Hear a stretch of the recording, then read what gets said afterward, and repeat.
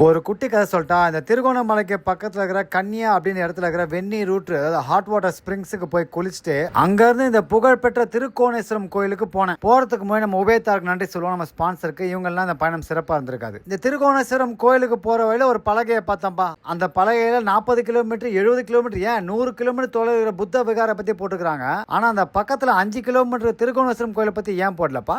சற்றே சிந்திக்க வேண்டிய விஷயம். இந்த திருக்கோணேஸ்வரம் கோயில் திருகோணமலையோட கிழக்கு கடற்கரை பகுதியில் இருக்குது. இந்த போற வழி கடற்கரை ஓரமா தான் போகணும். அப்புறம் சின்ன கோட்டை வழியா புகுந்து அங்க ஒரு மான் பூங்கா இருக்கும். அதையும் தாண்டி ஒரு சின்ன மலைக்கு மேல வண்டியை ஓட்டிட்டு போனா திருக்கோணேஸ்வரம் கோயில் வரும். இந்த இடம் வரைக்கும் நம்ம வண்டியை ஓட்டி வந்து இங்க நிறுத்திட்டு செருப்பை விட்டுட்டு உள்ள கோயிலுக்கு போகலாம். இதுதான்ப்பா திருக்கோணேஸ்வரம் கோயில். இது கோணேஸ்வரம் அப்படின்ற மலை பகுதியில் அமைஞ்சிருக்கு. இது இலங்கையோட பஞ்ச ஈஸ்வர தலங்கள்ல ஒண்ணு. அது மட்டும் இல்ல தென் கைலாசம் அப்படின்னு சொல்றாங்க. ஏன்னா இது கைலாசம் மலையோட நேர் தென் பகுதியில் இருக்கிறதுனால அப்படி பேர் வந்துச்சு. இந்த சிவன் சிலை முன்னாடி எப்படி இருந்தது தெரியுமா?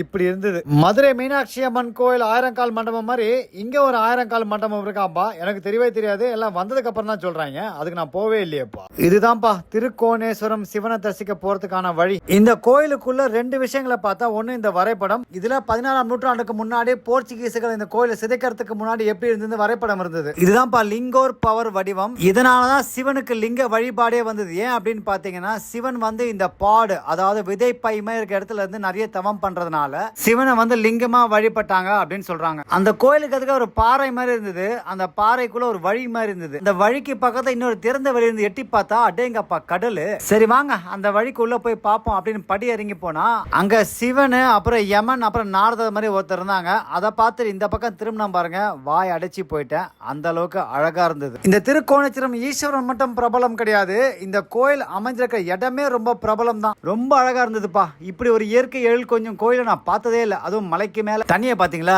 எவ்வளவு தெளிவாகவும் பளபளப்பாகவும் சுத்தமாகவும் இருக்குதுன்னு நான் செதறிட்டேன் இதோட அழகா பார்த்து. அடேங்கப்பா, இந்த கோயில் எவ்வளவு பழசு, இதை யாரு கட்டினா அப்படின்னு இனி வரைக்கும் யாருக்குமே தெளிவா தெரியாது. இந்த கோயிலோட குறிப்பு ராமாயணத்திலும் சரி மகாபாரதத்திலும் சரி ரெண்டுமே குறிப்பிட்டிருக்காங்க. அவ்வளவு பழசு இந்த கோயில். வாங்க இன்னொரு மனித அற்புதத்தை காட்டுறேன். இங்க என்ன இருக்குன்னு பாத்தீங்களா, ராவணோட சிலை இருக்குது. இங்க என்ன போட்டிருக்குது, பணத்தினை வீசி எறிவதை முற்றாக தவிர்க்கவும் போட்டிருக்குதா. ஆனா நம்ம மனித மாணிக்கங்கள் என்ன பண்ணி வச்சிருக்குன்னு பாத்தீங்களா, எதை பண்ணக்கூடாதுன்னு சொல்றோமோ அதை பண்ணுவதே மனிதனின் வேலை, அதுவே அவனின் அறிவு கெட்ட மூளை. என்ன நான் சொல்றது அப்படின்னு அந்த காசுங்களை பார்த்து மன வருத்தப்பட்டு நிக்கிறேன். அங்க 2 அறிவாளிங்க காசை வெட்டி எறிகிறாங்க. அதுவும் குழந்தைங்களுக்கு சொல்லி கொடுக்குறாங்க வெட்டி எறிய அப்படின்னு. பெருசுங்களுக்கே பொது அறிவு இல்லாத பொழுது சிறுசுங்களுக்கு எப்படி இருக்கும் அறிவு? அப்படியே மன வருத்தப்பட்டுக்கிட்டு மேல நடந்து போகும்போது அங்க ஒரு லிங்கோர் பவர் இருந்தாரு. அவருக்கு ஒரு வணக்கத்தை சொல்லிட்டு அங்க இருந்து கிளம்பினேன். திருக்கோணேஸ்வரம் ஈஸ்வரனை தரிசிச்சுட்டு அங்க இருந்து வெளியில வந்து போர் அருங்காட்சியகத்துக்கு போனேன். அடுத்த குட்டிக்கதை சொல்றேன். போறதுக்கு முன்னாடி நம்ம உபயத்தாருக்கு நன்றி சொல்லுவோம்ப்பா.